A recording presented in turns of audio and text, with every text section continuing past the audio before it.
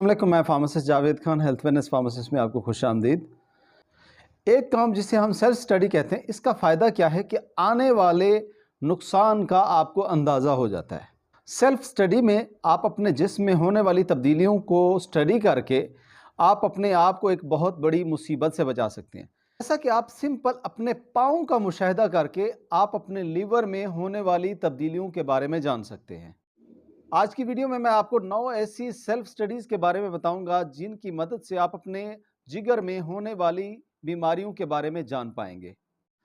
जी, number 1 पर आता है पर्पल रेड ब्राउन डॉट्स। अगर ये आपके पाँव से ऊपर के हिस्से में पर्पल रेड ब्राउन डॉट्स नज़र आते हैं तो ये आप में एडवांस लिवर डिजीज़ की इंडिकेशन हो सकती है या फिर डायबिटीज़ हो सकती है, जो कि लिवर की वजह से होती है। इस कंडीशन में बेसिकली प्लेटलेट्स काउंट कम हो जाता है, जिसकी वजह से ब्लड क्लॉटिंग कम होती है। इस कंडीशन को हम थ्रोम्बोसाइटोपिनिया भी कहते हैं और वहां पर लीकी ब्लड वेसल्स अपीयर होती हैं, जो बाद में डॉट्स की शक्ल में नजर आती हैं हमें। नंबर 2 पर आता है स्पाइडर एंजियोमा, जिसमें आपकी जिल्द पर स्पाइडर वेब की तरह की ब्लड वेसल्स नजर आती हैं, जो कि एस्ट्रोजन के ज्यादा होने की वजह से होती है, क्योंकि एस्ट्रोजन ब्लड वेसल्स को डायलेट कर देता है। यह आमतौर पर प्रेगनेंसी या कंट्रासेप्टिव मेडिकेशन यूज करने से ज्यादा होता है और यह लिवर से भी हो सकता है, क्योंकि लिवर एस्ट्रोजन को कंट्रोल करता है। जी, नंबर 3 पर है ड्राई स्केली स्किन।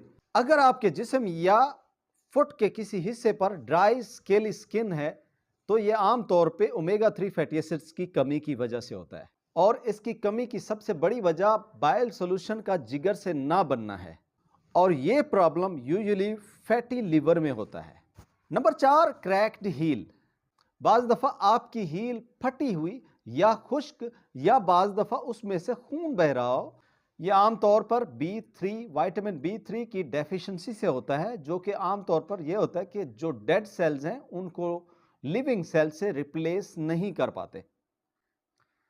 अगर ये विटामिन B3 की डेफिशिएंसी ज्यादा हो तो इस कंडीशन को पेलेग्रा कहते हैं और फिर वहां पर डेड सेल्स एक्यूमुलेट हो जाते हैं, जिसके बाद वो स्किन क्रैक हो जाती है और ये भी लिवर के प्रॉब्लम की वजह से होता है। Number 5, इची skin.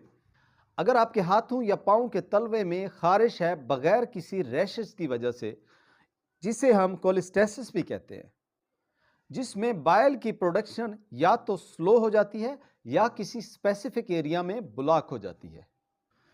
इसमें dark urine, yellow skin, specially yellow eyes हो जाती हैं।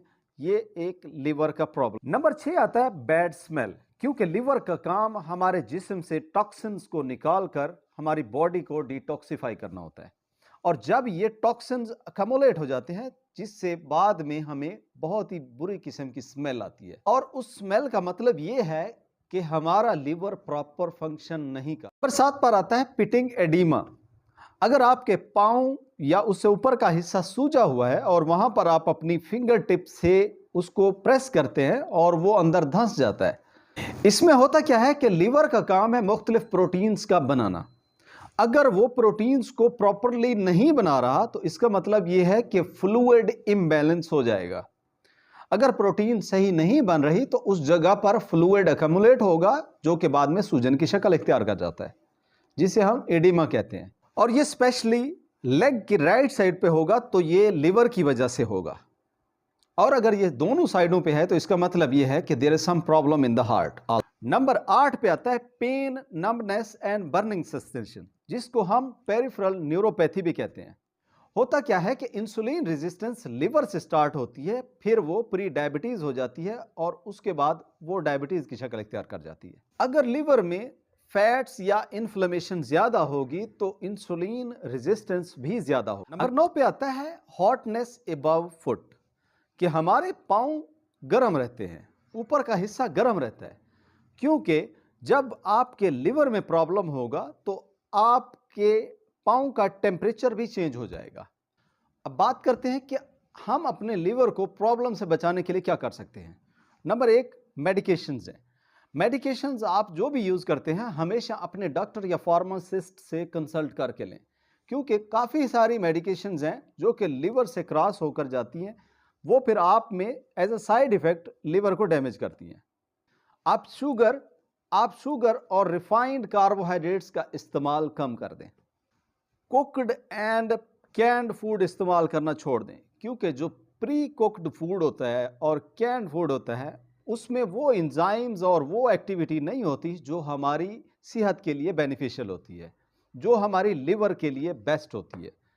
अल्कोहल का इस्तेमाल ना करें, जंक फूड का इस्तेमाल ना करें। आप फ्रेश वेजिटेबल्स और फ्रेश फ्रूट्स का ज़्यादा से ज़्यादा इस्तेमाल करें। जी, अगर आप हमारे चैनल पर नए हैं और इस तरह की मज़ीद वीडियोस आप देखना चाहते हैं, kindly hit the subscribe button और बेल के आइकन को दबा दीजिएगा। Thank you so much. अल्लाह हाफ़िज़।